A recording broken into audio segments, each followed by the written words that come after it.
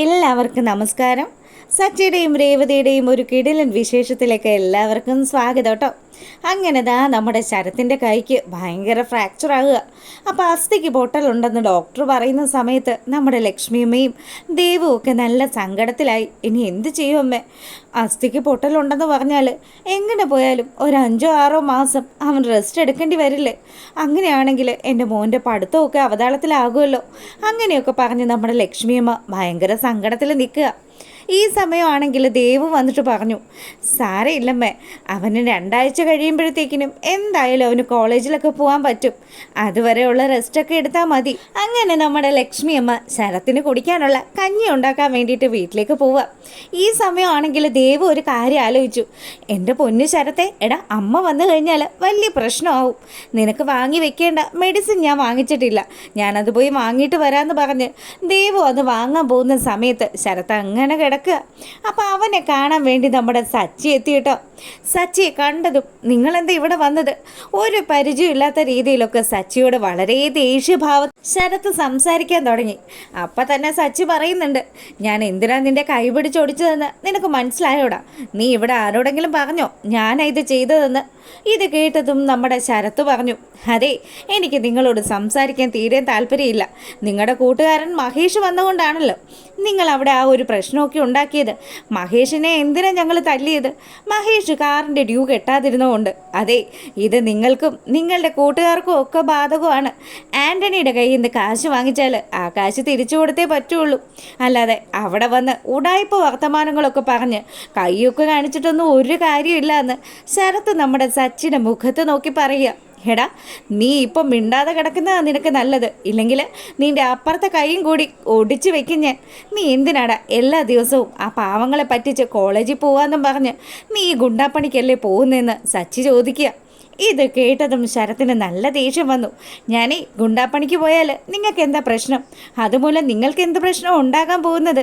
നിങ്ങൾ എൻ്റെ ചേച്ചിയുടെ ഭർത്താവൊക്കെ ആയിരിക്കും, പക്ഷേ അത് ചേച്ചിയുടെ കാര്യങ്ങൾ നോക്കുന്നതിൽ മാത്രം ഒതുങ്ങി അങ്ങ് നിന്നേക്കണം. അല്ലാതെ എൻ്റെ കാര്യങ്ങളിലോ എൻ്റെ വീട്ടുകാരുടെ കാര്യങ്ങളിലോ ഇടപെട്ട് കഴിഞ്ഞാൽ ഈ ശരത്ത് ആരാണെന്ന് നിങ്ങൾക്ക് മനസ്സിലാകുമെന്ന് സച്ചിയുടെ മുഖത്ത് നോക്കി ശരത്ത് പറയുമ്പോൾ ശരിക്കും നമ്മുടെ സച്ചി തകർന്നു പോയിട്ടോ. സച്ചി പറയുന്നുണ്ട്, നീ എന്തൊക്കെയാണ് ശരത്ത് ഈ പറയുന്നത്?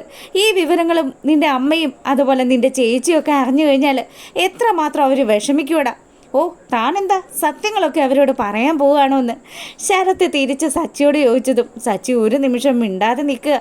ഇവനെ താൻ മനസ്സിലാക്കിയതുപോലെയൊന്നും അല്ലല്ലോ. തൻ്റെ ഭാര്യയാണെങ്കിൽ ഇവനാണ് ഇനി കുടുംബം നോക്കാനുള്ളതെന്നും ഇവൻ മൂലമാണ് ആ കുടുംബം കരകയറാൻ പോകുന്നതും എന്നുമൊക്കെ ആലോചിച്ചൊക്കെ ഇരിക്കുകയാണ്. രേവതിക്ക് ഒരിക്കലും ഈ ശരത്ത് ഇത്തരത്തിലുള്ള ഒരു വൃത്തികെട്ടവനാണെന്ന് മനസ്സിലായി കഴിഞ്ഞാൽ അവൾക്കത് താങ്ങാൻ പറ്റില്ല എന്ന് നമ്മുടെ സച്ചിക്ക് നല്ലതുപോലെ തന്നെ അറിയാം. അങ്ങനെ സച്ചി ആ ഒരു വിഷമത്തിൽ നിൽക്കുമ്പം, എടോ, നാട് മുഴുവനും നടന്ന് വെള്ളം അടിച്ച് പ്രശ്നം ഉണ്ടാക്കലല്ലേ തൻ്റെ പണി. താൻ ആ പണി ചെയ്യുന്ന സമയത്ത് താൻ എപ്പോഴെങ്കിലും ചിന്തിച്ചിട്ടുണ്ടോ എങ്ങനെയാണ് കാശുണ്ടാക്കുന്നതെന്നും അന്തസ്സായിട്ട് ജീവിച്ച് കാണിക്കുന്നതെന്നും? എടാ, അന്തസ്സായിട്ട് ജീവിക്കുന്ന ഒരു മാർഗമാണോ നീ ഇപ്പോൾ ചെയ്യുന്നതെന്ന് സച്ചി നമ്മുടെ ശരത്തിനോട് ചോദിച്ചു. അപ്പോൾ ശരത്ത് പറഞ്ഞു, അതെ, ഞാൻ ജനിച്ചത് ചിലപ്പോൾ ദരിദ്രനായിട്ടായിരിക്കാം, എന്നാൽ ഞാൻ ഇനി ജീവിക്കാൻ പോകുന്നത് പണക്കാരനായിട്ടായിരിക്കും. ഞാൻ ആഗ്രഹിച്ചതൊക്കെ നേടിയെടുക്കും. നീ നേടിയെടുക്കും, നിന്നോട് പറഞ്ഞിട്ട് ഒരു കാര്യമില്ല. ഇനി നീ എന്തെങ്കിലും ഒരു തെറ്റ് ചെയ്താൽ മുട്ടക്കാല് തല്ലി ഒടിക്കുമെന്ന് പറഞ്ഞ് സച്ചി അവിടെ നിന്ന് ഇറങ്ങിപ്പോവാ. അങ്ങനെ ഇവിടെ ഈ കാര്യങ്ങളൊക്കെ നടക്കുമ്പോഴാണെങ്കിലോ നമ്മുടെ രേവതി അവിടെ വന്നു. രേവതി വന്നതും നമ്മുടെ ലക്ഷ്മിയമ്മ വന്നിട്ട് പറഞ്ഞു, മോളെ, ഡോക്ടർ പറഞ്ഞു ഇവനൊരു ഓപ്പറേഷൻ വേണമെന്ന്. ഇനി എന്ത് ചെയ്യും മോളെ? നമ്മൾ കൂട്ടിയെ കൂടുമോ? നമ്മളെ കൊണ്ട് കഴിയുമോ എന്നൊക്കെ പറഞ്ഞ് ആ അമ്മ വലിയ സങ്കടത്തിൽ നിൽക്കുക. ഡോക്ടറെ പോയി കണ്ട് ഞാൻ കാര്യങ്ങളൊക്കെ അന്വേഷിച്ചിട്ട് വരാമെന്ന് പറഞ്ഞ് രേവതി ഡോക്ടറിൻ്റെ ക്യാബിനിലേക്ക് ചെല്ലുമ്പോൾ ഡോക്ടർ പറഞ്ഞു, അതെ, എനിക്ക് നിങ്ങളോട് കുറച്ച് കാര്യങ്ങളൊക്കെ സംസാരിക്കാനുണ്ട്. ഡോക്ടറെ, എൻ്റെ അനിയന് ഓപ്പറേഷൻ പറഞ്ഞോ എന്ന് ചോദിച്ചാൽ രേവതി ആ ഒരു ക്യാബിനിലേക്ക് ചെല്ലുന്നത് തന്നെ. അങ്ങനെ രേവതിയോട് ഡോക്ടർ പറഞ്ഞു, നിങ്ങളിവിടെ ഇരിക്കെ, എനിക്ക് നിങ്ങളോട് കുറച്ച് കാര്യങ്ങളൊക്കെ സംസാരിക്കാനുണ്ട്. നിങ്ങളുടെ അനുജന് ഇപ്പം ഇങ്ങനൊരു അപകടം സംഭവിച്ചില്ലേ? അവൻ എല്ലാവരോടും പറഞ്ഞത് ബൈക്കിൽ നിന്ന് വീണെന്നാ. അവൻ ബൈക്കിൽ നിന്ന് വീണമൊന്നും അല്ല, ഇതാരോ ശക്തമായിട്ട് അവൻ്റെ കൈ പിടിച്ച് ഓടിച്ചതാണ്.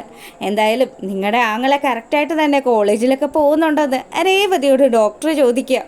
അപ്പം രേവതി പറയുന്നുണ്ട്, എൻ്റെ ഡോക്ടറെ, അവനിലാണ് ഞങ്ങളുടെ പ്രതീക്ഷ. അവൻ കോളേജിലൊക്കെ പോകുന്നുണ്ട്. നിങ്ങളുടെ സഹോദരനെ ഒന്ന് ശ്രദ്ധിക്കുന്നത് നല്ലതായിരിക്കും എന്നുള്ളൊരു ഉപദേശം ഡോക്ടർ കൊടുത്തു. അപ്പോൾ നമ്മുടെ രേവതി പറയുന്നുണ്ട്, ഡോക്ടറെ, അവൻ്റെ ചികിത്സയ്ക്ക് വേണ്ടിയിട്ട് ഞങ്ങൾക്ക് പണമായിട്ടില്ല.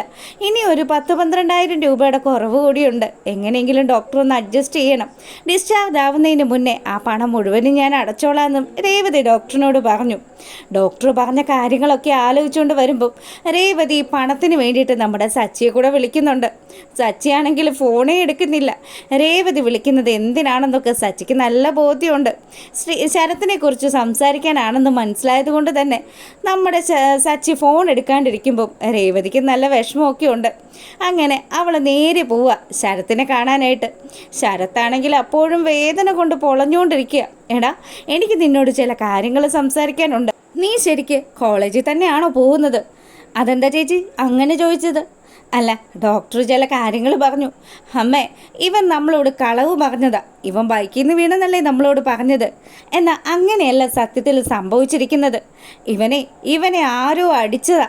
ഇവൻ്റെ കൈ പിടിച്ച് തിരിച്ചൊടിച്ചതാണ് എന്നൊക്കെ പറയുമ്പം ശരത്ത് ആദ്യം ഒന്ന് ഉരുണ്ട് കളിക്കുന്നുണ്ട്. എന്തൊക്കെയാണ് ചേച്ചി ഈ പറയുന്നത്? ഡോക്ടറിനെ തെറ്റുപറ്റിയതായിരിക്കും. ഞാൻ ബൈക്കിൽ സഞ്ചരിച്ചപ്പം ബൈക്ക് ഒന്ന് സ്കിഡായതാ, അങ്ങനെ പറ്റിപ്പോയതാണെന്ന് അവൻ പറയുന്നുണ്ടെങ്കിലും രേവതി അത് വിശ്വസിക്കാൻ തയ്യാറാവുന്നില്ല. ഒടുക്കം ആരാടാ ഇതിനൊക്കെ പിന്നിൽ കളിക്കുന്നതെന്ന് ചോദിച്ചതും ശരത്ത് നല്ല ദേഷ്യത്തോടു കൂടി, നിങ്ങൾ ആദ്യം നിങ്ങളുടെ ഭർത്താവിനോട് പോയി ചോദിക്കുക. അയാളെ എൻ്റെ കൈ പിടിച്ച് തിരിച്ചൊടിച്ചത്, അയാളെ എന്നെ ഈ പരുവത്തിലാക്കിയതെന്നൊക്കെ പറഞ്ഞതും നമ്മുടെ ലക്ഷ്മിയമ്മയ്ക്ക് അങ്ങ് കയറി. ലക്ഷ്മിയമ്മ നല്ല ദേഷ്യത്തിൽ നിൽക്കുക. എന്തൊക്കെയാ കേൾക്കുന്നത്? എൻ്റെ ചെറുക്കൻ്റെ കൈ ഒടിച്ചത് സച്ചിയാണെന്നോ? അവൻ എന്തിനാ നിന്നെ ഇങ്ങനെയൊക്കെ ചെയ്തതെന്ന് ചോദിച്ച് ശരത്തിനോട് കാര്യങ്ങളൊക്കെ അന്വേഷിക്കുന്നുണ്ടെങ്കിലും ശരത്തല്ലേ മുതൽ ഒരു സത്യങ്ങളും ലക്ഷ്മി അമ്മയോടും രേവതിയോടും ഒന്നും പറയുന്നില്ല. തനിക്ക് തല്ല് കിട്ടിയത് സച്ചി മൂലമാണ്. എന്തായാലും മഹേഷിനെ തല്ലാൻ പോയ സമയത്ത് അങ്ങനെ കിട്ടിയ അടിയാണെന്നൊന്നും ഇവൻ അവരുടെ ആരുടെ അടുത്ത് വെളിപ്പെടുത്തുന്നൊന്നുമില്ല. അങ്ങനെ നമ്മുടെ രേവതി സച്ചിയെക്കുറിച്ച് ആലോചിച്ച് കട്ടക്കലിപ്പി നിൽക്കുക. സച്ചിയേട്ടൻ അതുകൊണ്ടായിരിക്കും മനഃപൂർവ്വം ആശുപത്രിയിലേക്ക് വരാതിരുന്നത്. എൻ്റെ അനിയനെ അടിച്ചു വീഴ്ത്തിയിട്ട് ആ മനുഷ്യൻ ഒന്നും അറിയാത്തതുപോലെ എൻ്റെ മുന്നിൽ പൊട്ടം കളിക്കുകയായിരുന്നു. എന്തായാലും വീട്ടിലേക്ക് ചെല്ലട്ടെ എന്ന് പറഞ്ഞ് രേവതി ഇതൊക്കെ ചോദ്യം ചെയ്യാൻ വേണ്ടിയിട്ട് ദേഷ്യത്തോടു കൂടി വീട്ടിലേക്ക് മടങ്ങിപ്പോകുന്നതാണ് ആ ഒരു എപ്പിസോഡിലുള്ളത്. അപ്പോൾ നിങ്ങൾക്ക് ഇഷ്ടമാവുകയാണെങ്കിൽ ഒന്ന് ലൈക്ക് ചെയ്തേക്കണേ. സബ്സ്ക്രൈബ് ചെയ്ത് കാണാത്തവരൊക്കെ ഒന്ന് സബ്സ്ക്രൈബ് ചെയ്തുകൂടെ സപ്പോർട്ട് ചെയ്തേക്കണം. അപ്പോൾ എല്ലാവർക്കും നല്ലൊരു രാത്രി ആശംസിച്ചുകൊണ്ട് വീഡിയോ വൈൻഡപ്പ് ചെയ്യാണ്. അപ്പം ഈ വിശേഷങ്ങളും ഇതിൻ്റെ ബാക്കി വിശേഷങ്ങളും ഒക്കെ ആയിട്ട് നാളെ വരുന്നതായിരിക്കും. അതുവരെ എല്ലാവർക്കും ബൈ.